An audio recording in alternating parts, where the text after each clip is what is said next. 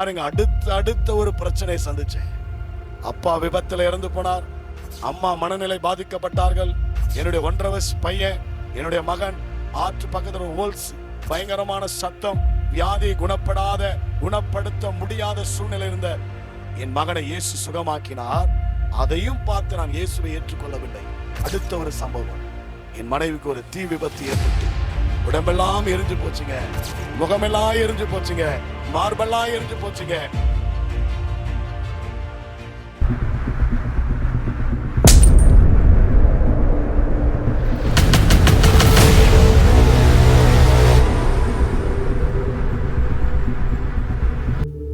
இந்த நிகழ்ச்சியை பார்த்து கொண்டிருக்கிற யாவருக்கும் வாழ்த்துதலை தெரிவிக்கிறேன்.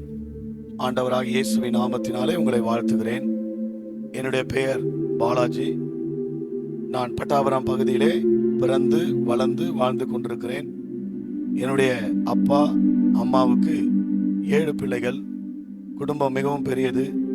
மற்றும் என்னுடைய தாத்தா பாட்டி இருந்தார்கள். ஆக மொத்தம் 11 பேர் ஒரு குடும்பத்திலே, ஒரு வீட்டிலே நாங்கள் வாழ்ந்து கொண்டிருந்தோம். என்னுடைய அப்பா ஒரு சென்ட்ரல் கவர்மெண்ட்ல டிஃபென்ஸ்ல ஒர்க் பண்ணிட்டு இருந்தாரு. நல்ல கை நிறைய சம்பளம், நல்ல வருமானம், நல்ல வசதி. நான் பிறந்தது ஒரு மாடி வீட்டில் தான் பிறந்தேன். நான் ஒரு கஷ்டப்படாத ஒரு குடும்பத்துல, வசதியான குடும்பத்துல பிறந்தவன். பட்டாபுரம் பகுதியில அந்த நாட்களில் விவசாயம் செய்து கொண்டிருந்தோம். மற்றும் என்னுடைய அப்பா டிஃபென்ஸ்ல ஒர்க் பண்ணதுனால கை நிறைய வருமானம் மற்றும் பல வகையில எங்களுக்கு வருமானங்கள் இருந்தது. நல்ல வசதி, நிலங்கள், இடங்கள் இருந்தது. நல்ல ஒரு வசதியான குடும்பமாய் நாங்கள் வாழ்ந்து கொண்டிருந்தோம். என்னுடைய தாத்தாவும் என்னுடைய பாட்டியும் மிகவும் பக்தியா எங்களை வளர்த்தார்கள். அது மாத்திரமல்ல, என்னுடைய அப்பா மிகவும் கடவுள் பக்தி உள்ளவர். அவர் 4 மணி எழுந்து சுப்ரபாரதம் பாட்டு போட்டு தான் எங்களை எழுப்புவார். ஏனென்றால் அவருடைய பிள்ளைகள் எல்லாம் நன்றாக வளரணும், நல்லா படிக்கணும், அவருக்கு நல்ல திருமணம் செய்யணும்னு என்னுடைய அப்பாவுடைய ஆசை.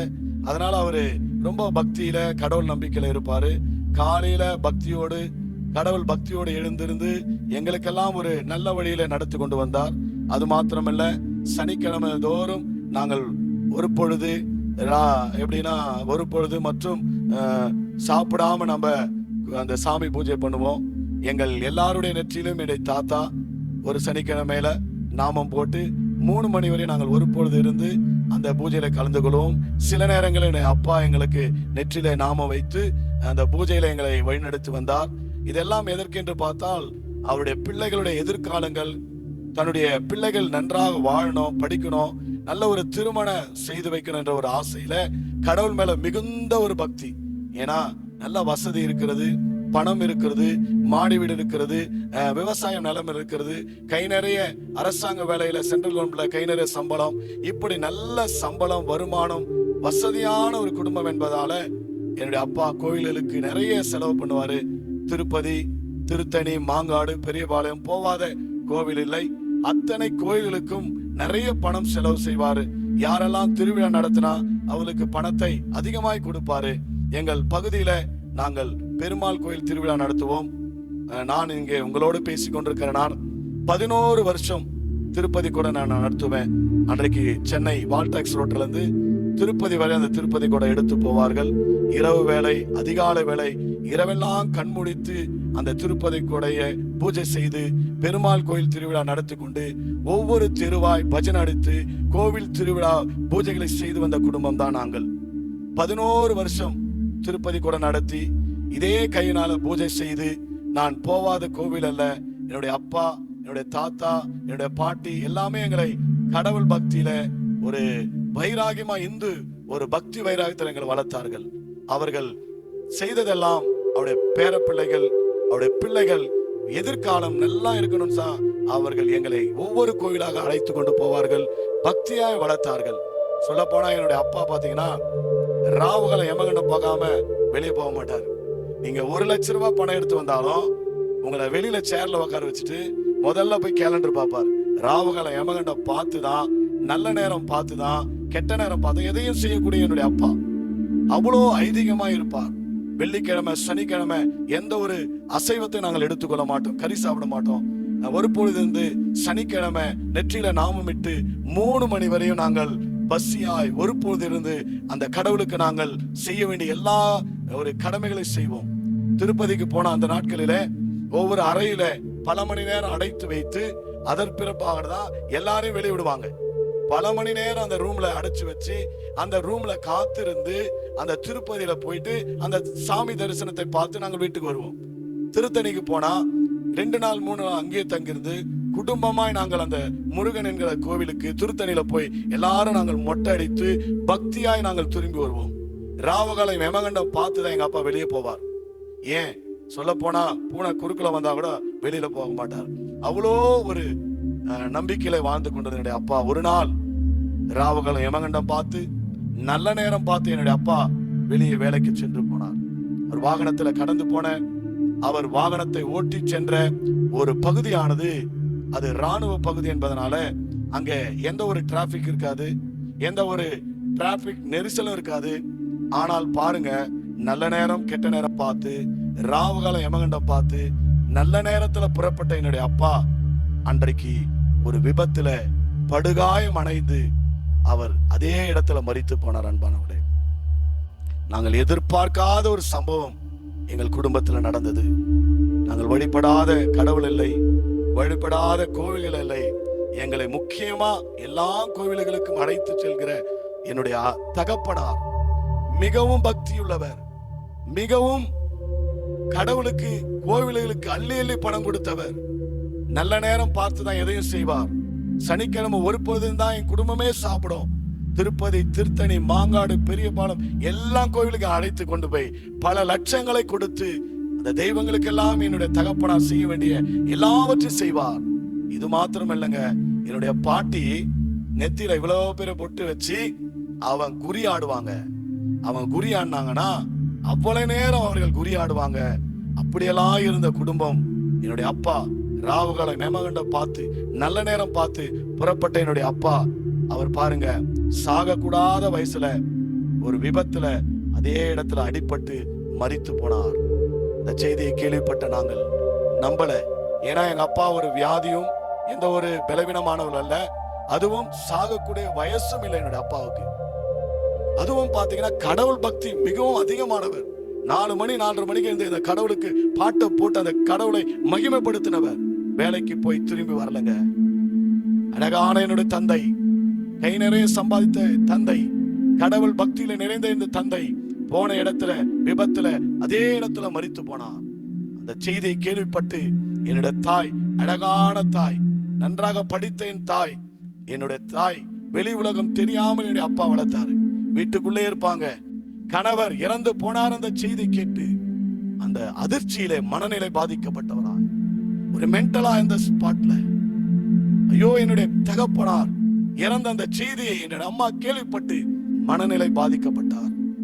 ஒரு மென்டலை போல மனநிலை பாதிக்கப்பட்ட வேதனையான ஒரு காலத்தில் நாங்கள் கடந்து போனோம். ஒரு பக்கம் அப்பா இறந்து போனார், ஒரு பக்கம் அம்மா மனநிலை பாதிக்கப்பட்டு ஒரு பைத்தியம் பிடித்தவர் போல் மனநிலை பாதிக்கப்பட்ட நிலையில பார்த்தோம். ஏன் எனக்கு இந்த நிலைமை? என்னுடைய தாத்தா, என்னுடைய பாட்டி வணங்கின தெய்வங்கள் எங்கே? என்னுடைய அப்பா கோவிலா எல்லா தெய்வத்துக்கும் எவ்வளவு லட்சங்களை செய்து ராவுகளை யமகண்டம் பார்த்து நல்ல நேரம் பார்த்து தானே போனாரு. சாகக்கூடாத வயசுல என்னுடைய அப்பா விபத்துல இறந்து போனாரு. இதை கேட்டுக்கொண்டிருக்கிறேன் ஜனங்களே, பயங்கரமான ஒரு கட்டத்துக்குள்ள கடந்து போனோம். பணம் இருக்கிறது, ஆஸ்தி இருக்கிறது, வீடு இருக்கிறது, நிலம் இருக்கிறது, சொத்து இருக்கிறது. ஆனால் எங்கள் வாழ்க்கையில ஏற்பட்ட அந்த காரியம், ஒரு பக்கம் அப்பாவை இழந்தோம், ஒரு பக்கம் அம்மா மனநிலை பாதிக்கப்பட்ட நிலையில பைத்தியம் பிடித்தவர்களை போல குடும்பத்தில் ஒரு காரியம், வேதனை. என் குடும்பத்துக்குள்ள சமாதானம் இல்லை, நிம்மதி இல்லை. எவ்வளவோ நாங்கள் போராடி பார்த்தோம். வணங்கின தெய்வங்கள் எங்களை காப்பாற்றவில்லை. தேடி தேடி ஓடி சென்று பார்த்த தெய்வங்கள் எங்களை காப்பாற்றவில்லை. குடும்பத்தில் நிம்மதி இல்லைங்க, சமாதானம் இல்லைங்க. வாலிப வயசுல ஏன் இந்த வாழ்க்கை நமக்கு என்று அங்கலாய்த்து வேதனைக்குள்ள போனேன். எல்லாரும் சொன்னாங்க, நீங்கள் மந்திரவாதி கிட்ட போனீங்கன்னா அம்மாவை சரி பண்ணிடலான்னாங்க. நாங்க யோசிச்சோம், பணம் இருக்கிறது, ஆஸ்தி இருக்கிறது, சொத்து இருக்கிறது, எப்படியாவது பல மந்திரவாதிகளை கொண்டு வந்து வீட்டுல பல விதமான கழிப்பு எடுத்தோம். மந்திரவாதிகளிட்டு அவங்க சொன்ன பூஜைகளை செய்தோம். பல ஆயிரங்கள் லட்சங்கள் செலவானது.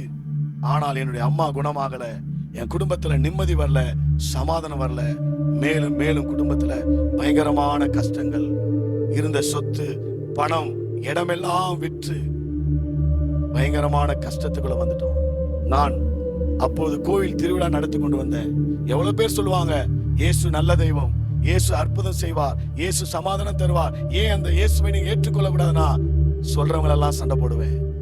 நான் ஒரு இந்து பக்தன், பெருமாள் பக்தன், என் குடும்பமே ஒரு இந்து வைராகியம் உள்ள குடும்பம். நாங்க எப்படி இயேசுவை ஏற்றுக்கொள்வது?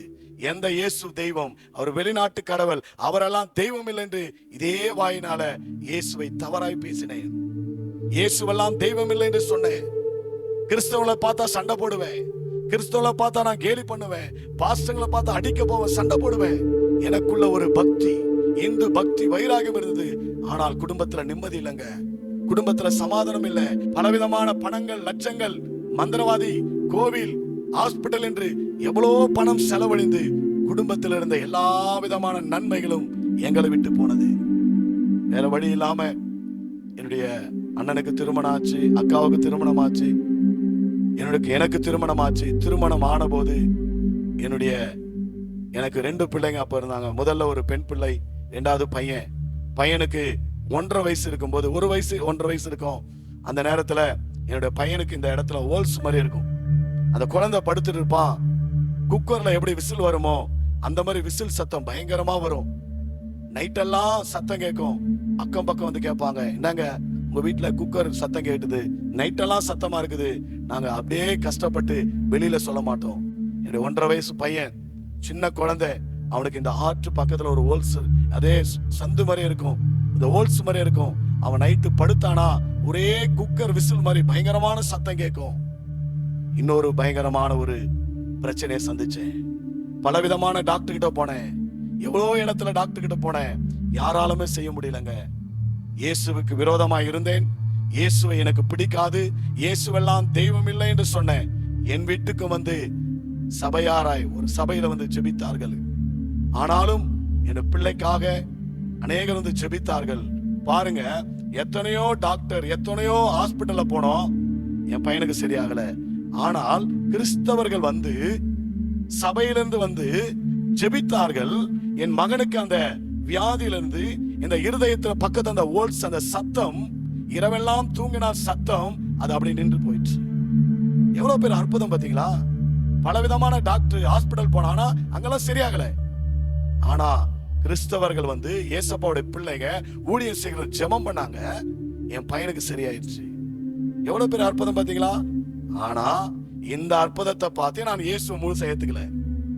ஏன்னா எனக்குள்ள அந்த கடினமான இருதயம், இந்து வெறி பிடித்தவன், கோவில் திருவிழா நடத்தினவன், 11 வருஷம் திருப்பதி கூட நடத்தினவன், இயேசுவுக்கு விரோதமாய் பேசினவன் நான். பாருங்க, நான் இயேசுவை முழுமையை ஏற்றுக்கொள்ள முடியல. ஆனால் ஆண்டவராக இயேசு என்னவோ தெரியல, என் மீது, என் குடும்பத்து மேல ஒரு அக்கறை இருந்து என் மகனுக்கு ஒரு அற்புதத்தை செய்தார். எவ்வளவு அற்புதத்தை பார்த்தோம். இந்த பாவியாக நான் இயேசுவை முழுமையை ஏற்றுக்கொள்ளலங்க. ஆனால் அடுத்த ஒரு சம்பவம் நடந்தது. ஒரு நாள் ஆவடி மார்க்கெட் ஏலம் எடுத்து பலவிதமான பிசினஸ்ல நிறைய பணத்தோடு நான் வீட்டுக்கு வரேன். காலையில போன நண்பர்களோடு, அரசியல்வாதிகளோடு, அநேக நண்பர்களோடு காலையில போனேன். இரவு சுமார் ஒரு 6-7 மணி இருக்கும். நிறைய பணத்தோடு நான் வீட்டுக்கு திரும்பி வரும்போது, அன்றைக்கெல்லாம் கேஸ் ஸ்டவ்ல ஒரு கெரோசின், அந்த ஸ்டவ் தான், பம்ப் ஸ்டவ். என்னுடைய மனைவிக்கு அன்றைக்கு சமையல் அறையில ஒரு விபத்து, தீ விபத்து ஏற்பட்டது.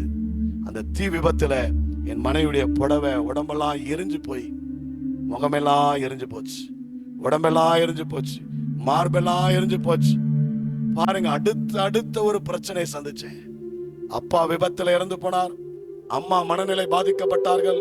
என்னுடைய 1.5 வயசு பையன், என்னுடைய மகன், ஆற்று பக்கத்துல ஹோல்ஸ், பயங்கரமான சத்தம், வியாதியை குணப்படுத்த முடியாத சூழ்நிலை இருந்த என் மகனை இயேசு சுகமாக்கினார். அதையும் பார்த்து நான் இயேசுவை ஏற்றுக்கொள்ளவில்லை. ஏனென்றால் இருதயம் கடையினுப்பட்டது. இயேசுவெல்லாம் தெய்வம் இல்லைன்னு சொன்ன வாயில நான் எப்படி இயேசுவை ஏற்றுக்கொள்வது என்று நான் இருந்தேன். அடுத்த ஒரு சம்பவம், என் மனைவிக்கு ஒரு தீ விபத்து ஏற்பட்டு உடம்பெல்லாம் எரிஞ்சு போச்சுங்க, முகமெல்லாம் எரிஞ்சு போச்சுங்க, மார்பெல்லாம் எரிஞ்சு போச்சுங்க. பட்டாபுராம்ல இருந்து சென்னை வரை இருக்கிற பிரைவேட் ஹாஸ்பிட்டல்ல பல மருத்துவமனைக்கு போனோம், எல்லாரும் கைவிடப்பட்ட நிலையில உன் மனைவியை, இந்த சகோதரியை காப்பாற்ற முடியாது, உன் மனைவியை காப்பாற்ற முடியாது. ஏனென்றால் அவருடைய நிலைமை, அவர்களுக்கு ஏற்பட்ட அந்த தீ விபத்து அதிகமான பர்சன்டேஜ் ஆயிருச்சு. எல்லா டாக்டரால கைவிடப்பட்ட நிலையில கடைசியில கேஎம்சி ஹாஸ்பிட்டல் நாங்க போனோம். இதை கேட்டுக்கொண்டிருப்பவர்களே, கேஎம்சி ஹாஸ்பிட்டல்ல என் மனைவியோடு நான் அந்த ஹாஸ்பிட்டல் நுழைஞ்சேன். என் சொந்தங்கள் வந்தார்கள், என் நண்பர்கள் வந்தார்கள். ஆனால் ஒரு லிமிட்டோடு நின்று போனார்கள். அந்த ஹாஸ்பிட்டல் உள்ள நுழைஞ்சேன், அந்த வார்டு ஃபுல்லா எரிஞ்சு போனவங்க தான். இதை கேட்டுக்கொண்டிருக்கிற அன்பான ஜனங்களே, அந்த கேஎம்சி ஹாஸ்பிட்டல்ல அந்த எரிந்து போன அந்த ஃபயர் வார்டு உள்ள என் மனைவியோடு நான் உள்ள போனேன். உள்ள போனா ஒரே சத்தம், எரிந்து போன சத்தம், கூக்குரல் சத்தம். ஐயோ டாக்டர், என்னால முடியல, என்ன ஊசி போட்டு சாகடிச்சிருங்க, இந்த எரிச்சல், இந்த வலி என்னால தாங்க முடியல என்று எல்லாரும் கத்துற அந்த சத்தத்தை கேட்டு எனக்குள்ள பயம், திகில் வந்துருச்சு. ஐயோ, நம்ம எந்த இடத்துக்கு, ஒரு நரகத்துக்கு வந்துட்டோமா? எந்த இடத்துக்கு வந்துட்டோம்? பயம், பயங்கரமான கலக்கம், பயங்கரமான ஒரு அப்செட்டான ஒரு நிலையில உள்ள போன அன்பானவளே, என் மனைவியை பரிசோதித்த அந்த டாக்டர் சொன்னாங்க, உங்களுக்கு எந்த கடவுள் மேல நம்பிக்கை இருக்குதோ அந்த கடவுளை தேடுங்க, எங்களால முடிஞ்சவரையும் நாங்க ட்ரை பண்றோம், உங்க மனைவியை காப்பாற்றுறது உங்க தெய்வமா இருக்கலாம் அப்படின்னு சொன்னாங்க. எனக்குள்ள ஒரு சந்தேகம், என்னுடைய அப்பா வணங்கின தெய்வம் அப்பாவை கைவிட்டுருச்சு. எங்கள் குலமாய் குடும்பமாய் தேடின தெய்வங்கள் என்னுடைய அப்பாவை கைவிட்டுருச்சு, இறந்துட்டாரு. அம்மா மென்டல் ஆயிட்டாங்க. இன்றைக்கு என் மனைவி தீ விபத்துல கேஎம்சி ஹாஸ்பிட்டல்ல உயிரோடு போராடி கொண்டிருக்கிறார். ஒருவேளை என் மனைவி மரித்து போய்விட்டால் பிள்ளைகள் அனாதையாய் போய்விடும். என்னடா வாழ்க்கை இது? நிம்மதி இல்லாம கதறின நிலையில எந்த தெய்வத்தை நான் கூப்பிடுவது, எந்த தெய்வம் எனக்கு உதவி செய்வது என்று நான் யோசித்து கண்ணீரோடு பயந்த நிலையில என் கண்களை மூடி நான் யோசித்துக் கொண்டிருந்தேன்.